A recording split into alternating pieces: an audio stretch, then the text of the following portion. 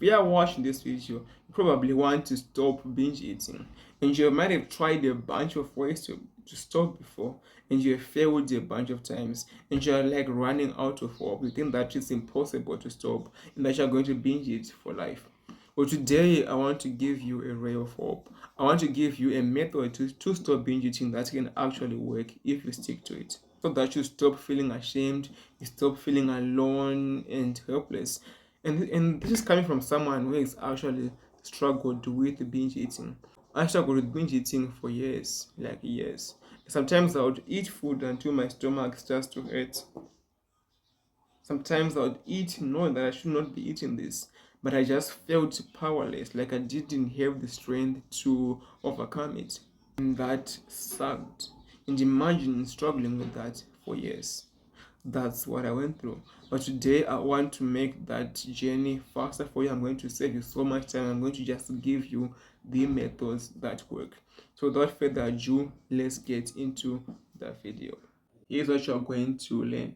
You're going to learn how to separate your fate thinking self from your actual self. And then you're going to learn how to create a food plan that you can actually stick to. And then you're going to learn how to stick to your food plan.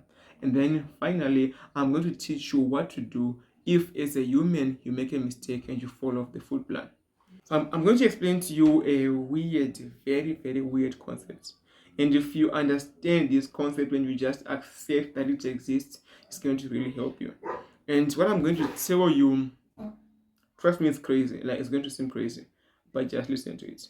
So there's something in your brain called a pig. Just think of it like that. There's a pig in your brain, and the pig wants to binge it, but you don't, right? You want to stop binge eating, you want to live a normal life, but there's a pig in you, and that pig, all it wants is to binge it. And if you're going to stop binge eating, you need to learn how to overpower the pig. And you might be like, well, is there a pig actually in my brain? Well, scientifically, no. But there's just a part of your brain that just wants to binge it for who knows what reason. And we're going to call that part of your brain your pig. So think about it like this. There's a pig in your mind, and that pig wants to binge it. And then there's you want to live a normal life. And you are two separate entities, right? So whenever you get an urge to binge it, just know that it's not you, it's the pig in your mind. And if you don't understand this concept and you think that it's stupid, then the methods here will not work. You need to believe that there's literally a pig in your mind that wants to binge it. So the question becomes, okay, if I have a pig in my mind and that pig wants me to binge it, then what do I do to catch that pig? And what do I do to stop that pig from letting me binge it? Well, let me teach you the strategies to catch that pig. The first thing that you need is a solid food plan. And when you create a food plan, anything that prompts you to disobey your food plan is the pig talking to you. So once we have the plan down, the pig is going to get angry and is going to try to disobey the plan. So grab a pen and paper and let's work towards creating a food plan so that you can stop binge eating forever. You're going to put 4 columns in your food plan, and it's going to be never, always, unconditional, conditional. Let's talk through them. The never. You're going to write the things that you are never going to do. For me, it's I'm never going to eat while standing, and I'm never going to eat while walking. So you create that never section and you write down the list of the things that you are never going to do around food. And you can say, oh, I'm never going to eat this type of food, or I'm never going to eat before I drink some water. And you can create that list of things that you are never going to do, and that list is very important.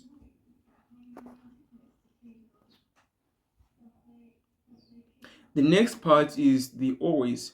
So these are things that you are always going to do. For me, I put I'm always going to stop eating when full. You can put, well, I'm always going to drink water before I get off bed. Or you can say I'm always going to eat food with a drink, whatever. Just put a list in your never section. In your always section. The third step is the conditional. These are foods that you are going to eat on certain occasions or under certain conditions. So you can say, I will eat cake when I'm at a birthday, or I'll eat cake when I'm at a party, or something like that. And you can write down things that you are going to do on condition. Or you can say, I will live without drinking water if I'm in a rush, or if my father died, or whatever. And you put a list of things in your conditional things. Then the final step is the,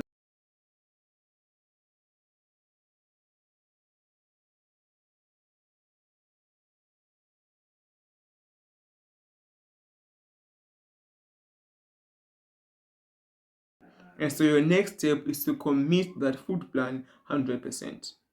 Now, I'm talking about 100%, not see 90 or 99. I want you to commit to your food plan 100%. And you're thinking, what if because I'm a human I fail and I don't stick to my plan? Let me ask you, when you board a bus to go to work or to go to school, do you say there is a 80% chance that I'm going to go there and a 20% chance that I'm going to die? The thing is, it looks tough and it looks scary for you to commit to something 100%, but we do this in our everyday life. There are things that you are committed to 100%, but when it comes to food, we somehow think that is weird to commit to a food plan 100%. Trust me, if you commit to this thing 99%, that 1% is all that your pig needs for you to get you to binge it again. So you have made your food plan, and now I'm going to commit your food plan 100%. I don't care if you're like, oh, I always binge it, whatever, or what if I fail? Like, I don't care, bro. I'm going to commit 100%. But what if you binge it? Because you're a human, right? Like, you have made your food plan and you're committed 100%. What if you make a mistake and you binge it? I want you to give an example of a child who is learning how to ride a bike, right? And you are teaching the child how to ride a bike, and they fall off the bike. What are you going to do? Are you going to say, "You are such a stupid child. You can't ride a bike. You're going to die"? No, I'm going to tell him, you fall off the bike. It's okay. Get back up. Let's continue, right? And he gets back on the bike, or she gets back, like whatever, on the bike, and you start to ride the bike again, and you try to ride and not fall. If you fall, you're like, okay, I'm a human. I fall, and you get back up and you go back on the bike. Same thing here. When you have this plan, this food plan that you have, and you want to commit to it 100%, when you fail, which you are going to do, like you are human, obviously, but we can't plan to fail, obviously. But when you do fail, just treat yourself like a child.